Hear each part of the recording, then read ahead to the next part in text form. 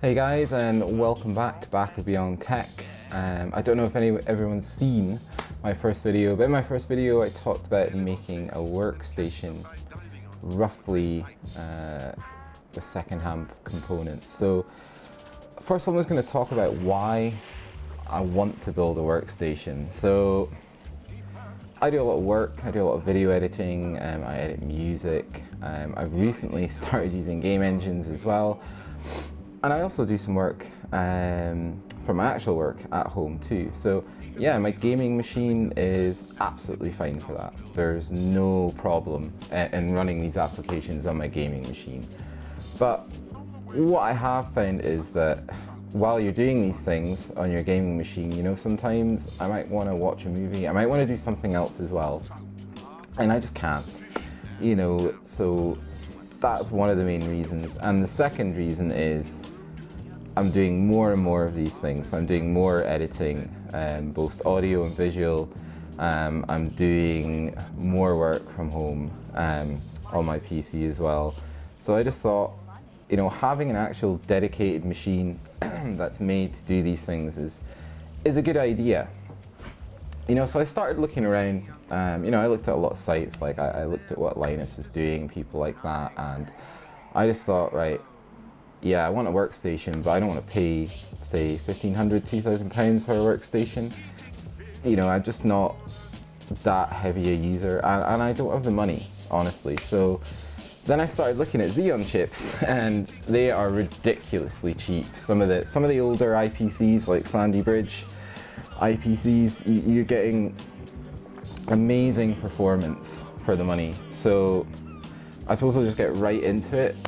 I ended up going with an E5640. So you give me 1 minute.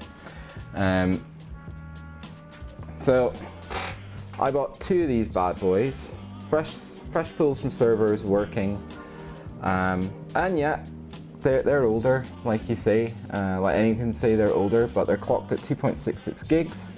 I know these will overclock to 3 gigs at least, but the main thing is 4 cores, 8 threads. And that's massive in terms of, for me, in terms of pushing my workload through them. So I'm gonna end up with 8 cores, 16 threads. At 3 gig, I reckon I'll be able to get both of these chips to 3 gig, no problem. And they will just chew through editing and the other things that I have to do. Like I say, in the previous video, I said I was going to benchmark my current machine against my new machine, and we'll be looking at the Cinebench scores that these things are getting. And the best part about it was that they were £20 each, you know, £40. And I just think, you know, that is just incredible value. I mean, yeah, I could have gone up to like 2670 or something like that and got 8 cores, 16 threads, but then the cost per chip goes up. So I'd been paying £140 for 2 chips rather than 40 quid. And for me, that's more than double the money. And I just think for what I'm doing, I don't need it. I think these 2 chips, like I say, clocked at 3 gigs, they are gonna absolutely cane their way through workstation work. There is no way they're not gonna be an improvement on what I've got. So they were a good find. They were a good find on eBay. I got lucky, I have to admit. I have noticed that the price of these is going up slightly. So where I got these for, say, £19, I think it was, no, £20 each, sorry. A lot of people are now starting to sell them for like 25, 30 quid. So I don't know if maybe that people have just noticed that consumers are buying Xeon chips just because of the price performance you get out of them. And accordingly, you know, the price is going up, or if it's something to do with something else, I don't know. But I would say if you're looking, even for gaming, like one of these chips, you'd overclock it to 3 gig easily, then yeah, buy one. Buy one for £20. Don't buy an i5 or an i7. Buy something like that. You'll have a great time at 1080p. There is no way you're not going to have a great time at 1080p.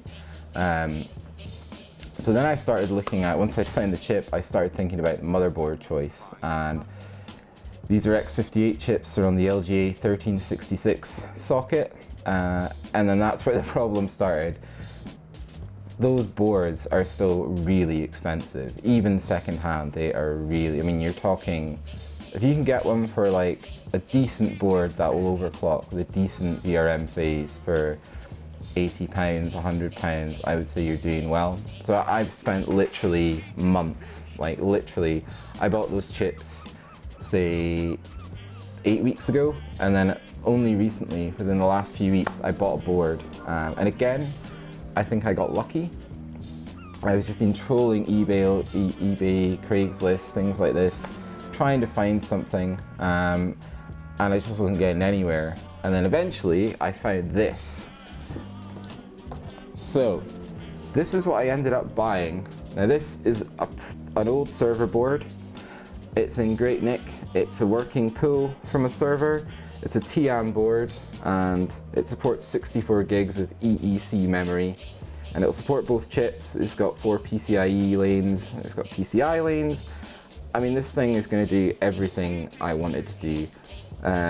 One thing to remember about boards like this is you will need a power supply that has 2 8-pin EPS 5-volt connectors.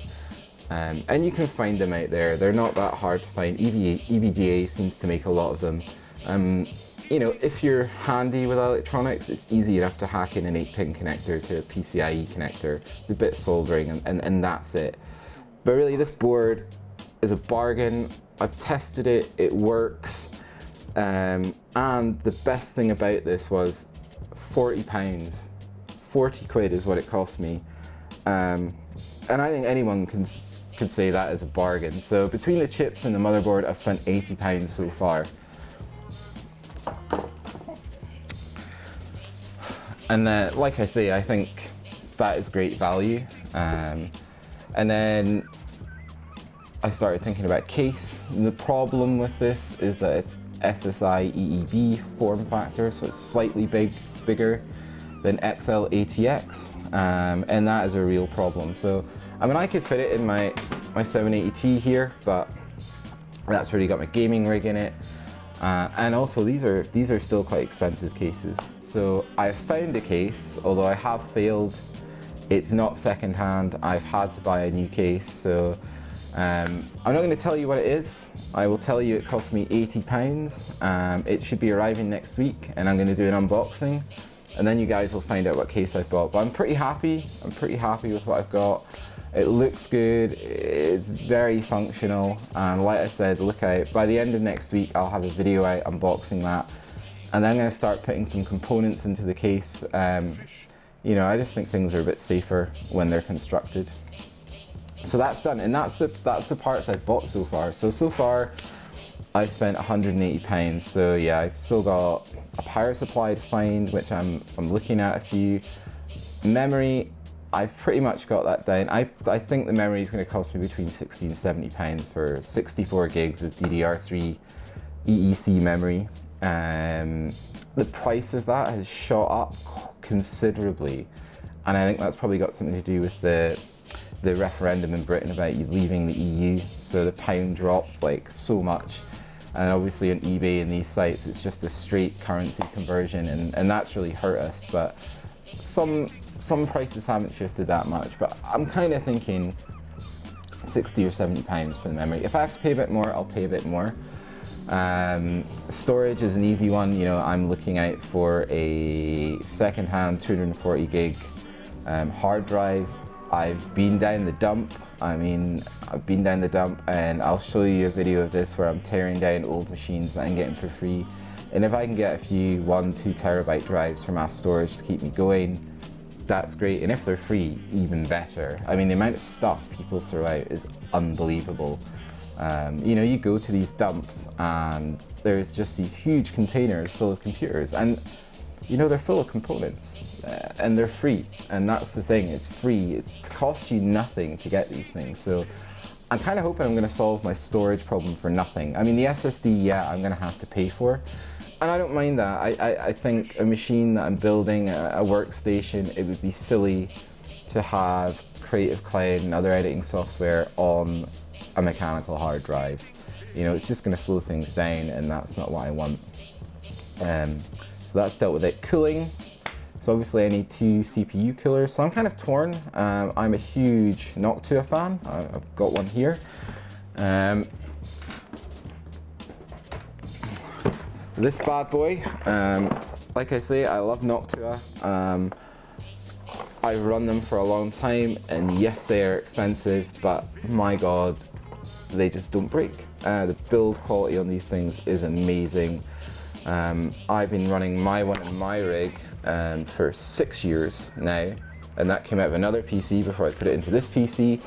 It's been running on overclocked chips the entire time. I've had no problems with it. It has the original fan. It's just amazing. It's a quality bit kit, and I think if you can find one of these second hand for around any of these fans, you know, if you can find them for around £30, you know, it's a bargain, and it's gonna be as good as any AIO water cooler, I would have thought. I'm not really a huge water cooling fan. I don't think you need to water cool these days, but I have water cooled another PC just because I think it looks cool. There's no denying it, it looks cool.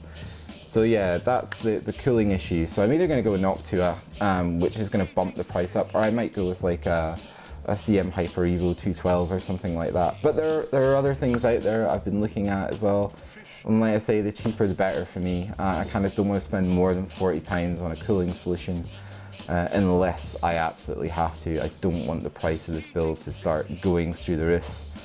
And then finally, the graphics card. I've got that sorted. You bear with me for a minute.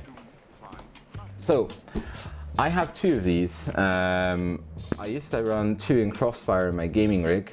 So there's one in my gaming rig now, and there's one in a rig I built for my girlfriend, which is running an i7-4790, and it has one of these cards in it. So I've got two.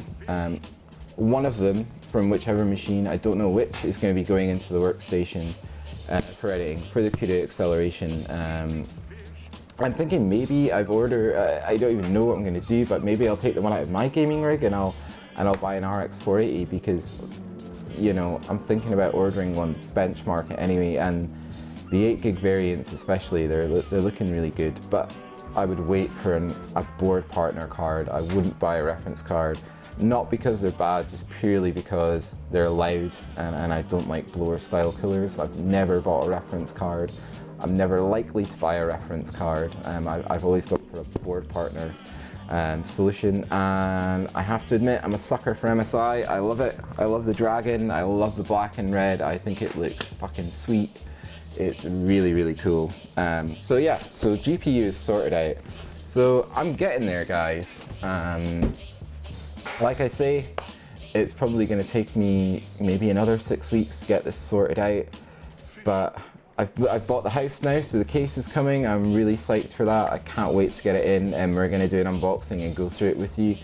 And I hope you guys agree with me in my choice. I mean, it supports the form factor I'm after with the SSI EEB motherboard, which is a big deal. You know, I thought about modding cases, but I think if I can buy something at a reasonable price and just put the case in, then that's great.